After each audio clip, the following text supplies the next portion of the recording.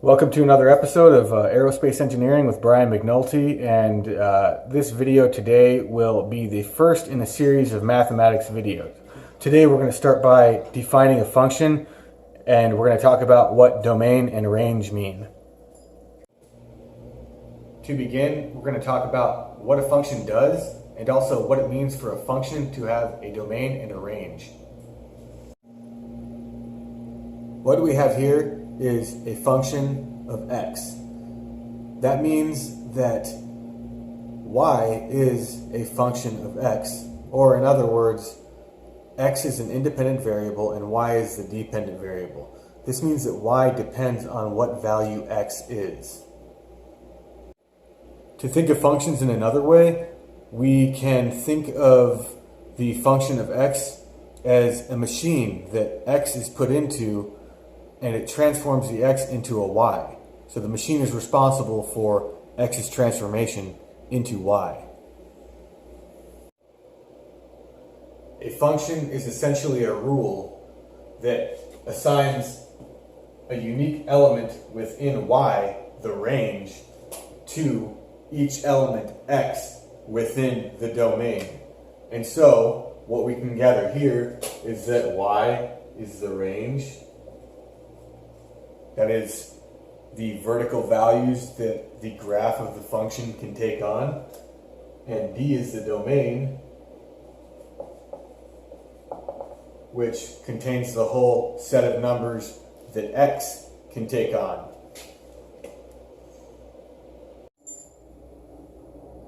The largest set of x values that yield real y values is called the natural domain.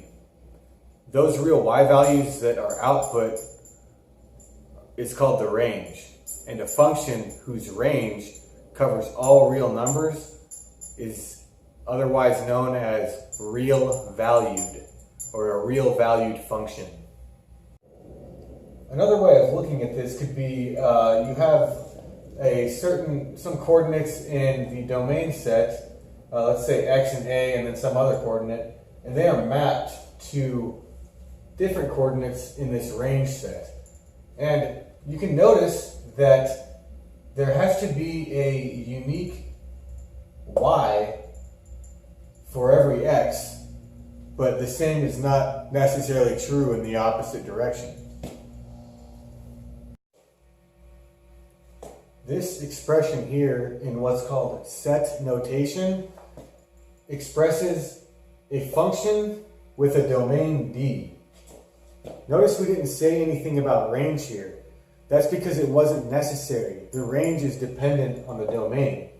And we know that x, the natural domain, is all x values, the largest set of x values, that yield real y values. And so by just having this information, x is within D, the domain, we know that any x within D is going to yield a real y value. And this, again, is called set notation. We can see from this graph that the height of the graph in relation to the x-axis is going to be f of x. Right here, it's f of 1. That's the height of the graph from the x-axis to the actual graph, the curve of the function.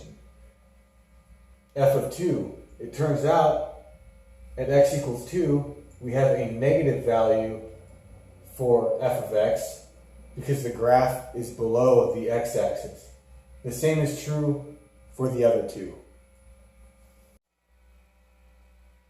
Here we have two graphs, and I am going to use what is called the vertical line test to prove that one of these is not a function. In other words, one of these actually has more than one y value assigned to an x value. I'll give you a moment to figure it out. Pause the video and I will come back in a few seconds.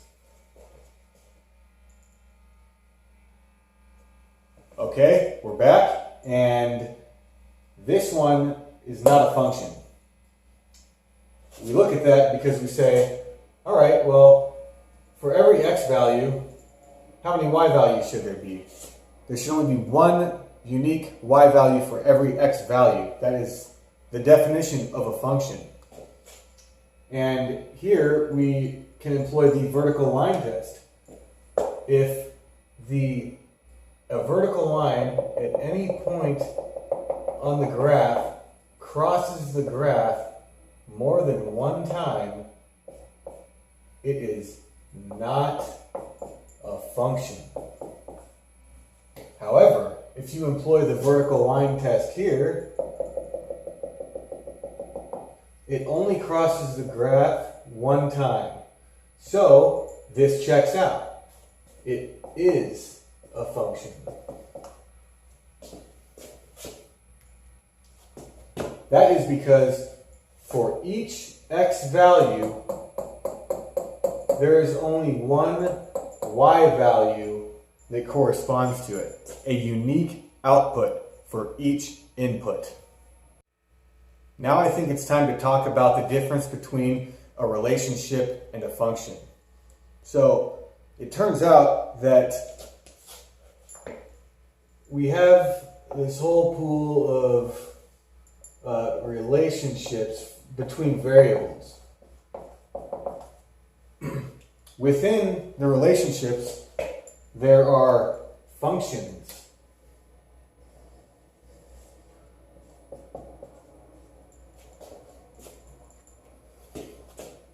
From this diagram, you can see that every function is a relationship between two variables, but not every relationship is a function of two variables.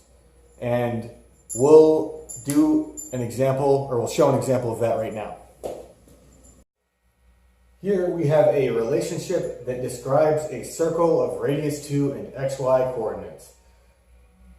This certainly is a relationship between x and y, but as you can see, by employing the vertical line test, it crosses the graph not once, but twice.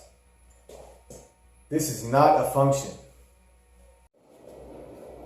We can see here that the upper semicircle and the lower semicircle are functions, however, just by looking at the graphs and employing the vertical line test. The only difference is we had to separate the functions. We couldn't just have a positive and negative square root of 4 minus x squared. We had to separate them into two different graphs. However, these are functions because they give a unique y value to each x value. We'll take a look at one more simple example to kind of just hammer this idea in. This here does not represent a function because you have repeating outputs for two different y values. That means that the y values assigned to each x are again not unique, and therefore this is not a function. So I hope you found the information in this video insightful. If you have any questions about any of this, just leave a comment down in the section below. And if you're looking for more math, science, and engineering videos, click like and subscribe, and more will be coming soon. Thank you for watching.